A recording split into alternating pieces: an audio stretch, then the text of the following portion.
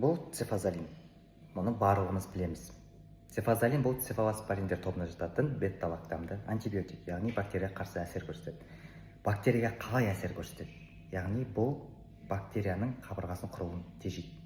Қарапайым тілмен айтсақ, бактерия қабырғасының кірпіштерінен құрады, ал бұл болса сол кірпіш салтын тоқтатып тастайды. Солай бактериоциттік әсер көрсетеді. Толық бактерияны жояды. Енді қандай бактерияларға әсер көрсетеді? Бұл стафилококк, стрептококк, клепсиела, E. coli сияқты жасушаларға көрсетеді. Бірақ МРС бактерияларына, бактерияларына әсер ете алмайды. Күші жетпейді. Енді цефазолин қандай кезде қолданылады? Көбінесе операция алдында, яғни инфекцияның алдын алу үшін, несеп, жол инфекцияларына, тері инфекцияларында, сүйек, буын инфекцияларына қолданады. Бұның қандай жанама әсерлері болуы мүмкін? Аллергия болуы мүмкін, само собой, асқазан ішек жолының бұзылыстары, инъекция жеріндегі ауырсыну, сирек анафилаксия болуы мүмкін.